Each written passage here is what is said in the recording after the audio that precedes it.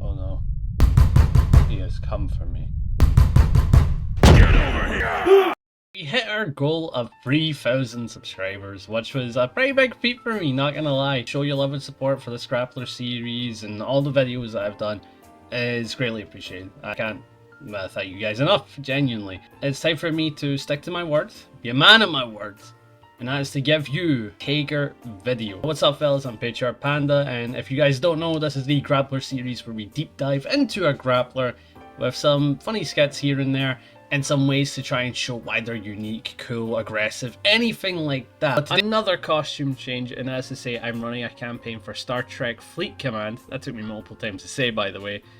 Which is kind of like a Civ type game that you can play on your phone or your PC. So if you guys want to like get into like a different type of game and you want to support me at the same time, totally worth doing. But besides that, you don't got to. But I'd greatly appreciate if you guys were to play it, download it, and who knows, maybe we'll start like a wee alliance on it or something like that. Back to the vid. Today we're going to be checking to see what all the hype is of Iron Tager. Now if you don't know, I've said multiple times I'm not a fan of his design, I've never been interested, and I will never play Blazblue. I also do a video on Tager. If anybody doesn't know, I have a history of not liking Tager. Let's make that go. You know what? 3,000 and I'll do the Tager video. How about that? I'll leave you with that. Tager I'm not a fan of, but who knows, maybe when I do a deep dive I might become a fan, right? Eventually I'm just not. That's what I'm gonna leave it. I make the Tager video. I don't want to make the Tager video, but if you guys want to see it, I will certainly make it. I hate Tager. Where's Tager? I haven't played him, so he's here. He's here. Personal opinion though, I hate Tager, and everybody tells me I would love Tager. I do not like that man. I do not like him. This video has made me broaden my horizons a little bit and taking a big step into anime fighters, as the only anime fighters I played is Dragon Ball Fighters and Guilty Gear Strive Potemkin, who plays nothing like an anime fighter. He plays extremely grounded. So I'm kind of hoping that Blazblue will also have that same type of playstyle with Tager, as that is something I'm comfortable with. Now I'm not going to do the recap of what a Grappler needs to get, and you guys have heard it a gajillion times, and if you need to hear it, check out the other Grappler videos. So today we're going to see what makes this Grappler so special by heading into the game of today, with specifically the most recent entrant of the series. Wheel of Fate is turning! Action!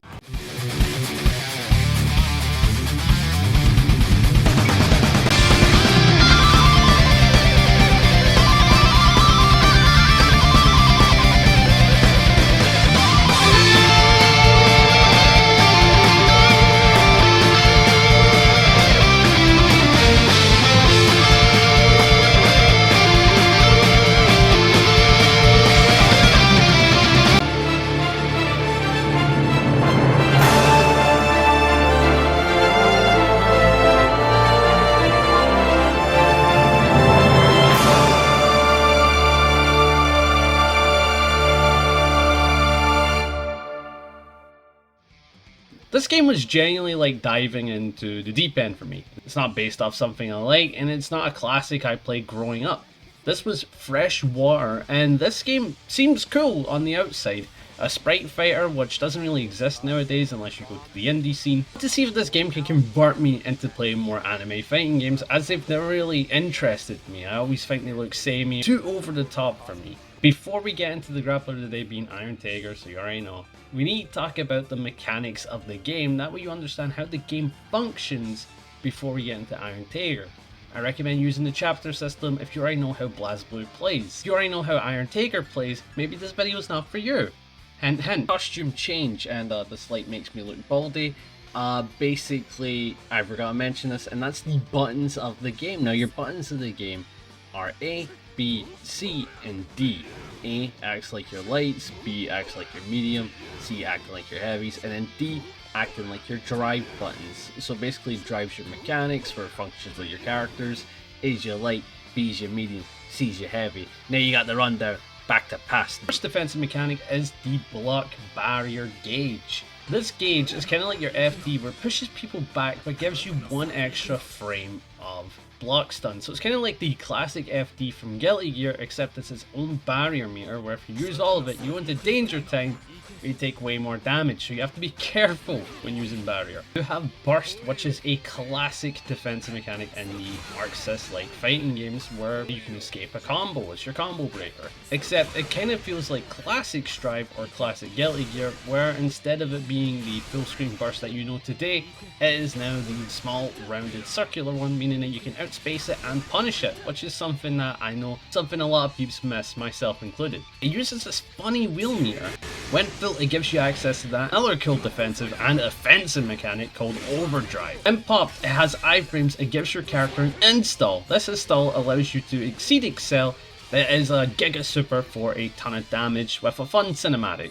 Also, when Overdrive is popped, your opponent cannot burst, so they kind of have to hold the pressure and offense that you're going to do. And I think this is such a sick mechanic. Also, for every character, Overdrives affect them individually. For example, I believe Ragna here gains a ton more damage, and he has lifesteal on his attacks, or the lifesteal is increased on some of his attacks, kind of making him a vampire, if you will. And it gives every install a unique thing that plays into every character, giving them a bit more personality. So I'm actually a big fan of this mechanic. It's someone who was a day one Frieza main in Dragon Ball Fighters and dropped him because I needed my team can't get through doors. I love this mechanic. I'm absolutely in love. In this game you can also block in mid-air, kind of like most every other anime fighters, and you do have air dashing, you do have double jumps, but the thing is there are some attacks that are not blockable well in mid-air. So kind of like Potemkin's Heat Knuckle in the classic games, in this there's moves that act like that, stop air blocking. Also, just like in classic Guilty Gear Blazblue fashion, when you do an IB, it keeps the opponent closer and make you come out of block stun a lot sooner by 3 frames. So if someone's -2, it's now -5, meaning it can be punished by some members of the roster. So the game also has text for fake combos. So kind of like the classic anime fighter thing, you can do fake combos, but if you hold the buttons, you'll tech out of it. You can also tech off the ground, rolling forward, back or up. So escaping fake combos, this is the way to go, otherwise you'll get looped for OTGs if you're not escaping. Defensive tech, this game does also have a bunch of them. The crush trigger, which every character has it. And you'll use a bit of your heat bar, which is down here, the tension, the heat, the meter. This is where all your supers and techniques come from. And crush trigger is essentially a guard crush that lets you start a combo. They tend to be slow, so you can use a barrier block to defend them, but the guard crush system, if charged, can give you bigger follow-ups. So for some characters it'll give them an A starter, and for the charged up, it can give them a C starter for some characters. A pretty cool feature. It's a way to open people up if you feel like you need to throw a mental stack at them. At the end of the day, Drive Impact has existed in every fighting game. Heat is also allowed for supers, so if you want to cash out with big damage, that is available, of course. And the main thing you can use Heat for is RCing. Not roaming cancels, but rapid cancels. It doesn't slow down time, and you can't use it on whiffs, so basically no throw whiff into PRC grab.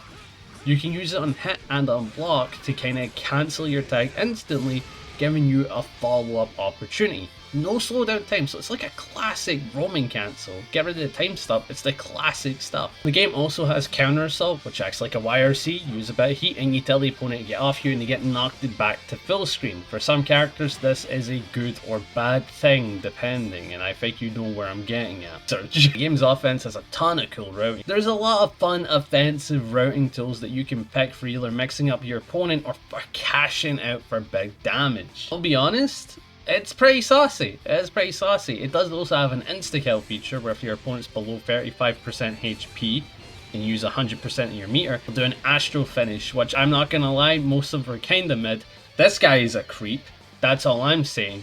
If you play him, you're weird. But the other ones can range from pretty sick to pretty cool and diverse. Holy goofy. This game kinda seems like it plays like Xrd, but without any of the BS that Xrd had.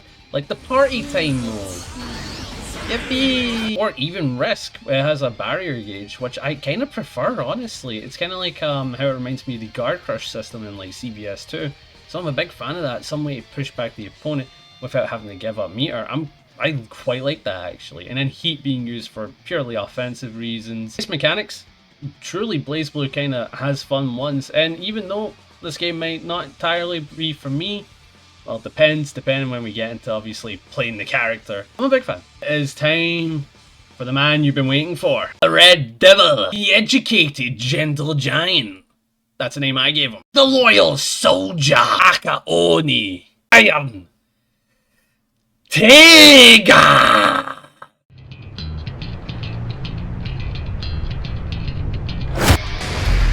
待ちわびたぞ赤鬼。さあ俺を楽しませろ。貴様は狂犬だ。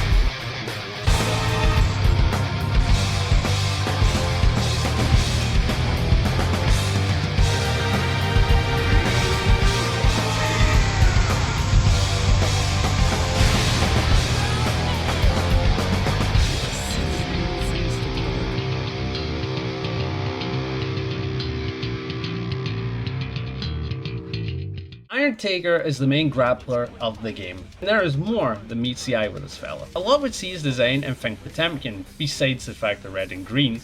They kind of have the same type of height, same type of build, where they're just a big fella with big goofy arms, but besides that, there's a ton in their lore to actually separate them.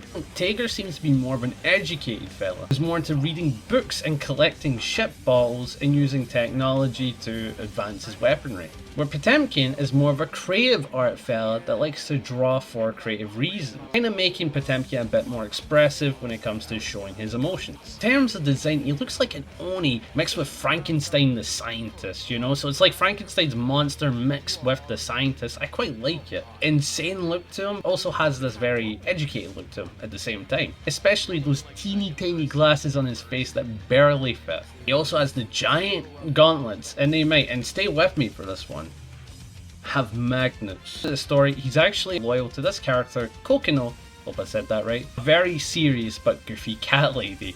Yeah, he works as one of her subordinates, and they work back and forth to create the ultimate team, with her kind of acting like the brains of the operation, telling him where to kind of go, and Tiger acting like the brains and the bronze. She uses technology to battle, and she even has a giant mech of Iron Tiger as one of her supers. And seeing this dynamic actually in-game just makes me wish for Zep as a playable character even more for Potemkin. This is such a fun dynamic to see, even through something as silly as like a Tiger mech, you know? Imagine Zep doing something like that with the Potemkin mech. I would love it, it'd be great. In terms of design, I do think Tiger's design is kind of cool. I don't think it's that nutty. A lot of it doesn't appeal to me. I think it's the teeth, but I do kind of like the overall design of Tiger in terms of the lore and the way this character is. I understand why someone would love his design. Like I said, fun fact, he's into reading books and collecting ship bottles. You know, like the bottles with the ships in them?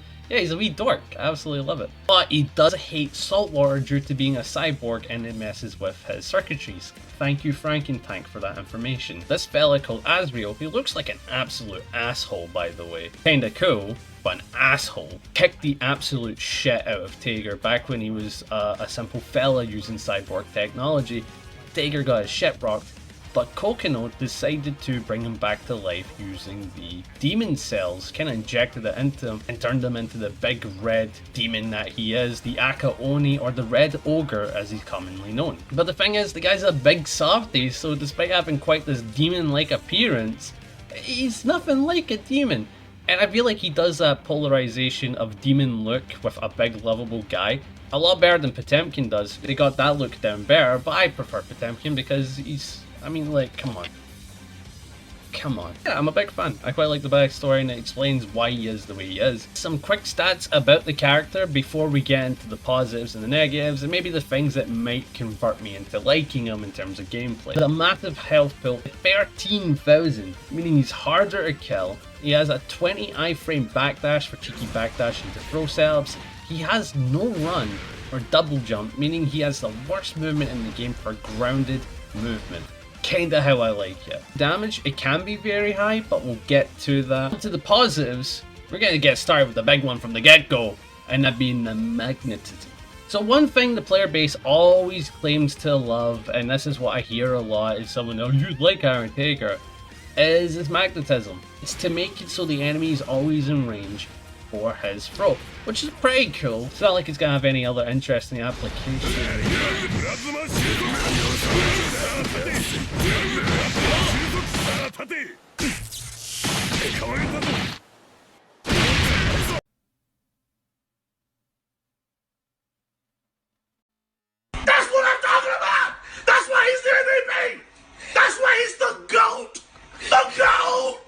you can use it in combos to always have a follow-up available. This means combos can look extremely saucy with side swaps and allowing for a ton of creative freedom with the rapid cancel movement and the magnetism powers. You can pull them straight down! This means when Tiger players are always in throw opportunity, they mean that they're always in a throw opportunity at the end of a combo, because the magnetism not only pulls them in, but it can also reset during a combo.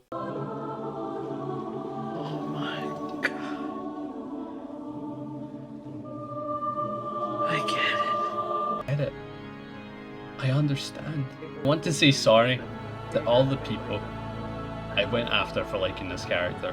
I see what you have all seen for ages. I used to always think he's just Potemkin with magnets. He is not Potemkin with magnets. He's a super unique grappler with his own strengths. I will never go after a grappler I've never played before. You have converted me, Frankentank! You have converted me! What? I said, you have converted me! Besides that, it does allow for some sick freedom as a grappler, and by far an awesome way for a grappler to stay close while having weak movement. It really is the brain to Potemkin's brawn. I'm a big fan of this. Throws, he does have them. Both a grounded version and an air version, so you can make reads that keep this guy safe. We love those 360s. The damage is good, but getting able to set magnetism, okay, your damage. It's pretty solid on this character, I would say. Normals? They aren't too nutty, but the reach and having access to a high-low is pretty good. With rapid cancel, it can be a scary mix to hit people with a grab or setting up magnetism. Normals are interesting. E tools are also pretty good. Those are being your drive tools, which is the drive button. Yeah, so it's the one at the bottom, for me at least. Pad player, set up for magnetism for either pulling in peeps, setting it up. They're kinda slow though. All of them are pretty slow, and some of them are reset tools only. So you gotta be smart about using them. Those command normals are very fun to use, like this big swipe. As them applied, you can just whoop, pull them in. It's pretty cool. Has the stompies, which forces crouch. That gives you access to like your gadget to finger and all that stuff, so that's pretty cool. Drive as your mechanic, your D buttons, kind of feel like they help continue that freedom of Iron Tiger in terms of comboage, keeping offensive pressure there. I do like how drive is set up. It does make sense. There isn't a tool there I'm looking at and going like, this makes no sense. They all have their own purpose. Even the slow one, crouching drive, which is kind of uses the magnetism to pull himself into the opponent and get +1 on block. So it's kind of like a reset tool. Crush trigger is a great way to open people up for a throw, and holy hell is it a decent way to mental stack the opponent. What he got was Sledge, which is quarter circle forward with either the A or the B, lets him go forward while punching, and the upper body armor is actually pretty good, but he has none on his shins. Weak legs, I'm afraid. Did not work that out, so he get punished there. You've got to be careful. With Gadget Finger, all of a sudden your opponent has this sudden attraction to Iron Tiger and feel like embracing him more than usual. It's kind of interesting. He also has an anti-air command grab, which is a good way to yoink people out the sky. He kind of grabs them and slams them on the other side. So if you're in the corner, this is amazing. If you're not in the corner and they're in the corner, I do have a side swap combo ready, otherwise you're going to have to play from the corner against a zoner that has so much space to work with now. The thing about this throw is that it actually does give a combo. You can either use rapid cancel to get a big boy combo, or you can actually get a crouching light into a jump cancel pickup. He was giving this slow command grab in this version of the game. Only in Central Fiction did he get this. And this slow command grab that comes out in 30 frames yoinks the opponent with magnetism and throws him into the wall for a pickup, or if you want an unscaled finisher, you can do this finisher. And it's very interesting because this command grab is extremely slow. We're talking like 30 frames slow. So how do you use it? Because 30 frames is extremely reactable for a command grab that is comboable. And here's the interesting thing, ladies and gentlemen. It has iframes from frame 6 to like 24. And so what you can do is actually try to use this as a neutral read if someone does something slow. Use this as a counter with magnetism and pull them in. Without magnetism, this throw's awful, but with it, it is an interesting, deadly tool to represent sometimes in mid-screen neutral. You'll also notice this tiny wee gauge with Tiger, and you're probably wondering, what's that? If you ever heard of Spark Bolt, then you will know what this character's about to do with it.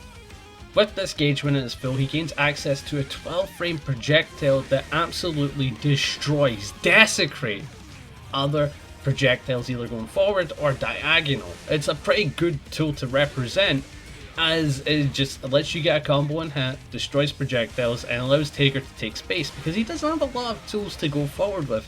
He'll charge it up with the quarter circle back into drive, so that's a pretty good tool to represent. Now, his install, the overdrive, is so good on Taker because like every other install overdrive, it has iframes on startup. He has slight magnetism on the opponent if they're standing still if it's applied, meaning they're always being pulled in neutral, which is very funny. Spark Bolt gauge goes up way quicker. Max magnetism's always applied on hit or on block, so they're getting yoinked every time. Your moves can now block projectiles, meaning you can just swipe right by them. The overdrive super, which does a ton of damage for an overdrive super. I believe it's the most amount that you can get in the game. And it does have some iframes on frame 1, so if you want to use this as a read after iframes or to cash out on your invul, do it. Supers, he does have the Magnatech wheel, which looks extremely goofy, but it can sell for some good damage, as the follow-up that uses another 50 bar is a great way to cash out. It's actually pretty good, I believe. You can get some very good damage off of it. And he obviously has the 720. This is something that Potemkin doesn't have, by the way. Potemkin does not have a 720 command grab, which is very interesting. He doesn't have one. He only has an anti-air super, which is very intriguing. It's something that you think about and you don't usually think about. Is that he doesn't have one of the classic things that make a grappler. Taker does, which is the Gensic Emerald Taker Buster, which has a very fun animation, yeeting him up into the sky and grabbing him almost as if he's about to hit the nastiest slam dunk, telling the opponent to hold his balls as he's fucking slamming that shit. It does have iframes on frame 1, and it does about 40% damage, and I hear from the Taker fans that this is actually a very nerfed version of the super. It used to do way more from what I've heard. Insta-kill is also pretty sick, given that type of Heavenly Potemkin Buster feel, but the finish is definitely way cooler than the raid there, I would say. Look at that, comes out the smokes like a champion. Whew! Comes to RC, you use it a lot in combos from what I'm seeing, or for raw catches on your anti-air command grabs. Besides that, Taker doesn't really use RC unless he wants to stay safe on an overhead. He's going to use it in combos, and that's about it in terms of positives. As RCs, there's nothing crazy going on there. He doesn't have a fireball into RC, you know, you can't do that. You can't whiff into RC in this game. You can't whiff a throw into RC in this game. After mentioning all these positives, you're probably wondering, well, he seems sick. So what happened? And basically, previous versions of Iron Taker is considered stronger, and in this game a lot of people consider him bottom 5. Frankentype being one of the well-known grappler anime bodies of the scene plays him and considers him bottom 5. That is extremely low tier in this game, and from what you saw, the character seems strong, but at the end of the day, this is an anime fighting game. In anime fighting games, so the top tiers, they tend to have no weaknesses. So let's get into it. What made Iron Taker weak now? The classic. The main thing that makes every grappler bad, and everybody knows it, is that he's slow and big. I mean, it's easy fuzzy, easy whip punishes command grabs, and in terms of neutral, he has to work extremely hard.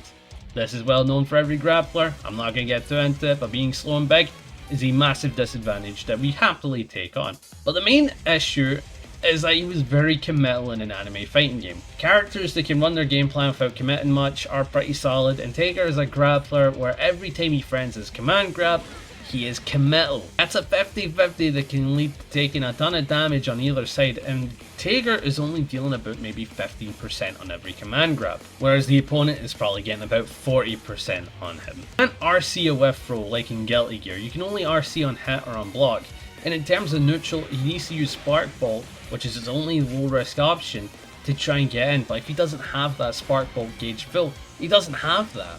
So in terms of neutral, he's committal. In terms of his 50-50, he's committal because his RCs do not let you whiff into throw. You can't do that. You can't whiff throw into Potbuster. You know, you can't do that here. That's not a thing. You get punished for it. And Sledge, which is a pretty decent approach tool, can be hitting the shins, and the other thing is that on whiff it's very punishable. Again, you can't whiff into RC, that doesn't exist with meter in this game. Sledge, there's not much variation. The only variation comes from RC on hit or on block. If none of those requirements happen, you're either whiffing it or you're hitting it, and that is it. That is all the variation you get with this character, and that's why rapid cancels, even though it's a pretty solid mechanic, are just not in that level in terms of roaming cancels, and that is something that affects Taker, because if roaming cancels exist, I feel like he'd be a lot stronger, genuinely. The next problem is that he's meter hungry, and I mean he's starving for meter. He uses it in every interaction he can. Aegir can get solid damage on some interactions. If he wanted to cash out, he had to use meter.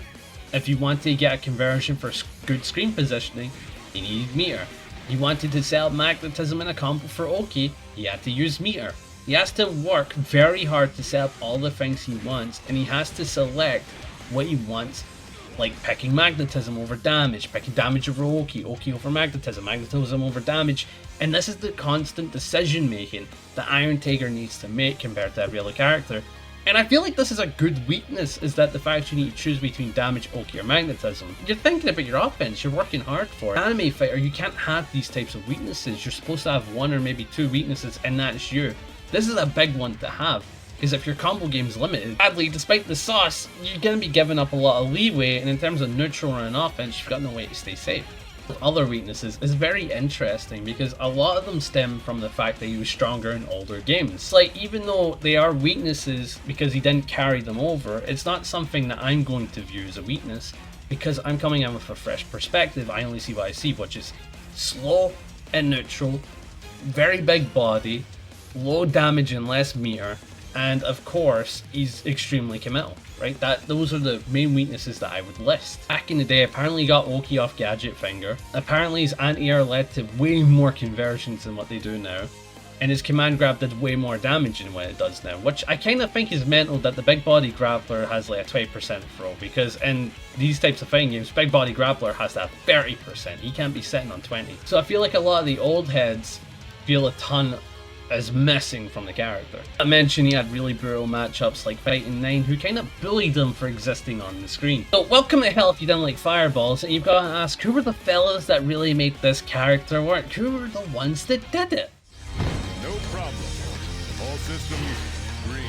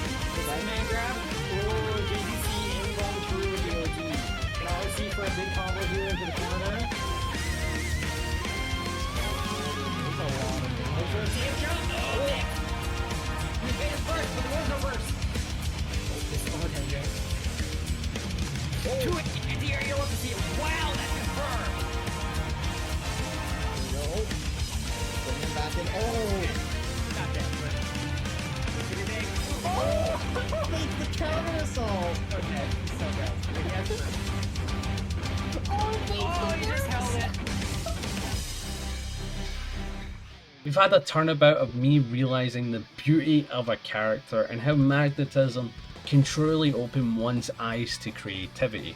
It was a fun raid, I'll be honest. I wasn't expecting to come into this liking Tiger, if I'm honest. I had 3 different layouts for this video planned. I had one where I came in like a cynical asshole, taking the piss out of him if I didn't like him. I had the redemption one, which is what you guys are watching right now, where I actually quite like him. I think he's fun, so this was a very easy video to make. And then the other one where I kind of come into it with a very open-minded type of viewpoint where I talk about the things that I do like, but at the end of the day, how he just could be better. But I came into this really enjoying them. I genuinely really enjoy them, and it's so sad to think that Blazblue is a game that isn't really well played or well sought out. And you know what, the community's a bit weird, I get it. It's the same with Strive, I get it, weird community. The games and the characters they have genuinely have a ton of creativity, and I would recommend trying them out for a bit of fun. Stay away from that creep though. If you play him, I'm genuinely like DQing, bro. I'm all F4ing, fam. You're gross. Hey guys, I want to say again, thank you so much for letting me hit 3,000 subs. And in terms of the gameplay you're seeing on screen here, man, these players are insane. Absolute respect to them. Love seeing it. They've got really nice Tiger work. And you know what? I wouldn't mind hosting a tournament for Blazblue, at least maybe like once a month or something like that randomly. Because I enjoyed this. I really did. And I'd love to see what the EU scene, or maybe potentially the global scene, wants to show me. So tell me what you guys would recommend as a grappler that is worthy of me checking out.